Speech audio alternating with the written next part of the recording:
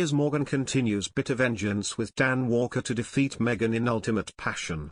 The bitter feud between the presenters Piers Morgan and Dan Walker has lasted for a number of years and was reignited on Sunday during the Wimbledon men's final. Piers Morgan has continued his bitter feud with Dan Walker after the former BBC breakfast responded to a tweet of his with a jibe about his treatment of Meghan Markle. Piers called Dan a virtue-signalling fraud in the Twitter row which came about during Sunday's Wimbledon men's final between Novak Djokovic and the controversial Aussie Nick Kyrgios. The hot-headed Aussie is known for his temper on the court, and this was the case again in the SW19 decider, which saw him suffer defeat in his first ever Grand Slam final, going down to Djokovic 4-6, 6-3, 6-4, 7-6. Read next. Piers Morgan makes bold claim that he's a bigger movie star than Tom Cruise. A particularly explosive incident saw Kyrgios become fed up with a crowd member who he said was drunk out of her mind. Kyrgios screamed that she looked like she'd had about 700 drinks and demanded that she be thrown out of the court. All this happened when Prince William, Kate Middleton and Prince George were watching from the royal box. Following the incident, Piers took to Twitter and said, "What do we do if Kyrgios starts abusing the royals?" Soon after, Dan hit back with a quip about Piers' criticism of Meghan Markle. He jibed, "Write an article about Meghan Markle?" It didn't take long for Piers to hit back at his TV rival and accused Dan of virtue signaling. He retaliated, "It's so sweet how you stand up for fellow virtue signaling frauds." The latest incident in the feud came just 2 weeks after Piers branded the former BBC breakfast presenter the most boring interviewer.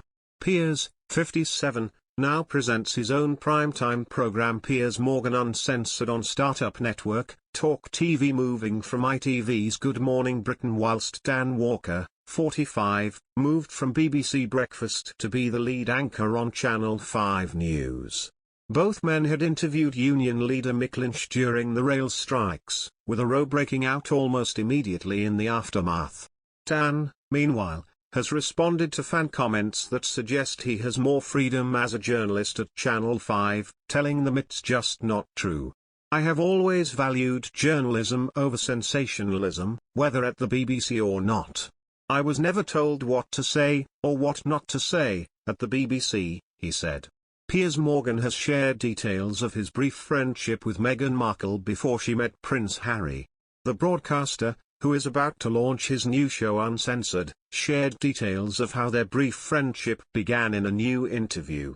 Speaking to The Times, Morgan said that Markle messaged him after he followed her on Twitter after watching some episodes of the TV show she used to star in, Suits. "One day, I was bored at home, this was 2015, and I followed 4 of the stars of Suits on Twitter. 3 of the guys and Meghan Markle. She direct messaged me 5 minutes after I followed her saying, 'Oh my god, thanks for the follow. I'm such a big fan.' Which is quite ironic given the way things have played out," he said.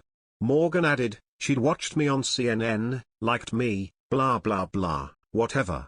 Anyway, I started exchanging messages with her and a guy called Rick Hoffman, who plays Louis Litt in Suits. The 3 of us messaged away, sending me early preview episodes, emailing. He came on Good Morning Britain, we sent the pictures to Meghan. All very light-hearted." The former Good Morning Britain star then said that she asked to meet up with Morgan when she came to England in 2016. "That came from her," he continued, stating, "I said, 'Why don't you come and have a pint in my local, the Scarsdale?' She came down, we had a couple of hours, a great laugh, thought she was really nice. Great fun. She said she was getting a few calls from guys, received a lot of texts, people being quite persistent, blah blah blah. I put her in a cab, she went to some dinner in Mayfair at 5 Hertford Street, and I never heard from her again.